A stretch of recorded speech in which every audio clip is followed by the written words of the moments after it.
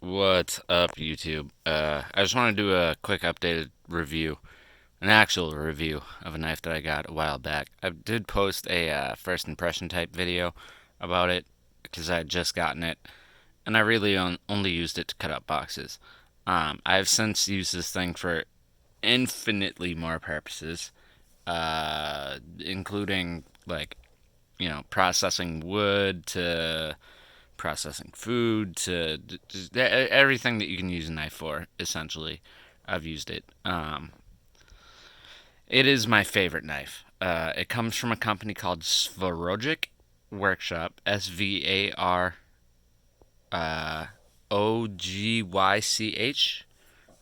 They have a little stamp on the blade. It's just missing the ch.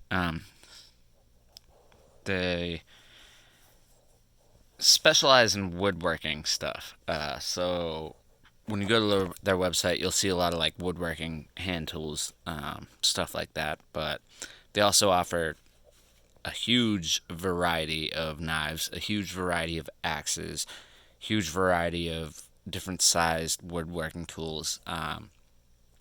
But they produce quality shit. Um, the sheath is made of leather.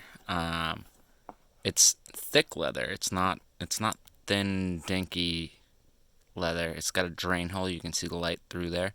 Um, but it's thick leather. It's got thick stitching. There could be a little chance of some warping of some things like the leather or the wood due to just climate change when you get it shipped from Ukraine. If you live in a more humid climate like me, like when I first got this leather piece didn't want to move around the brass piece there without a little bit of effort. Now it wiggles. It loosened up. Whatever. That's not important. The knife still sits in the sheath very well. It doesn't rattle. It doesn't want to come out. It works. Each sheath is form fitted to the individual knife, so these aren't mass produced. These are handmade to fit each knife that they make. So that's definitely a good thing about what they make. Now onto the blade. They use N690 steel, which is considered like a super steel, if you will.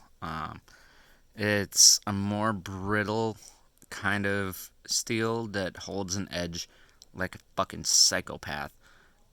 It's super hard. I think it's HRC 60.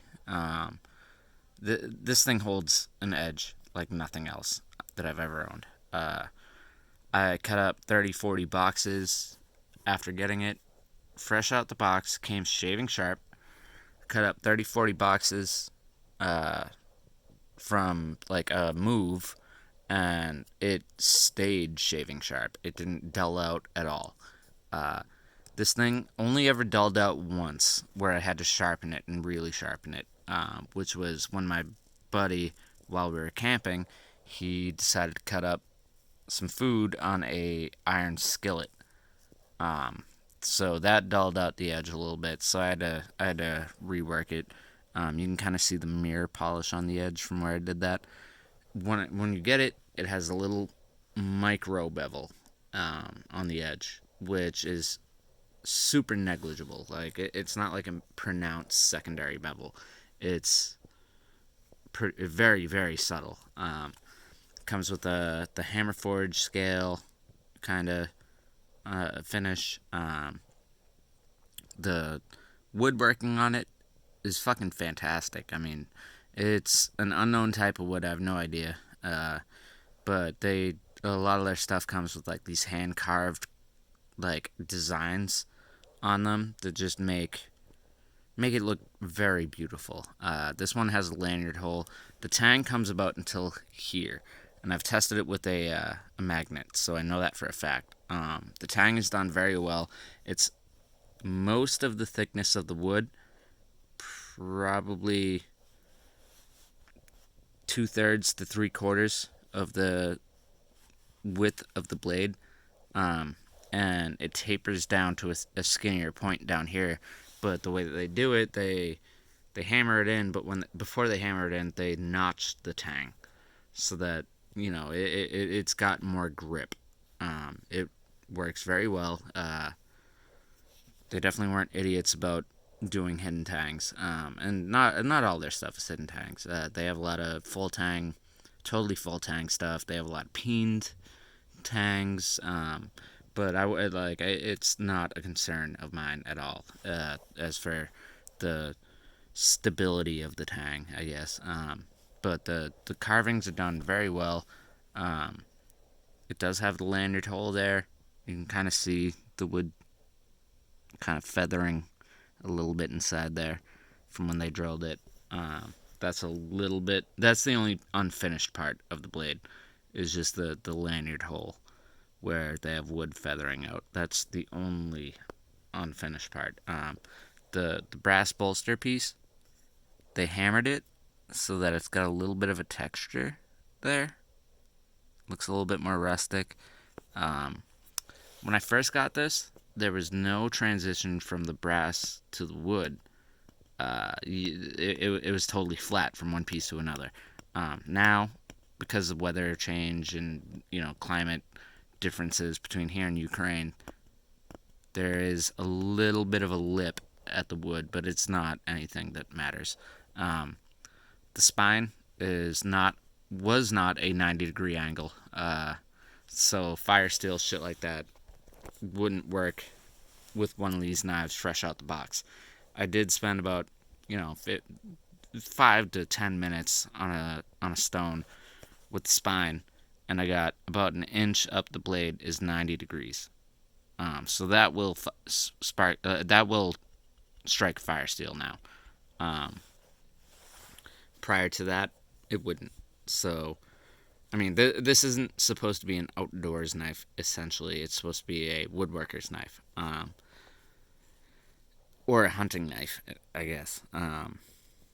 It does work for hunting purposes. I haven't cleaned a deer with it, but I have cleaned many a fish.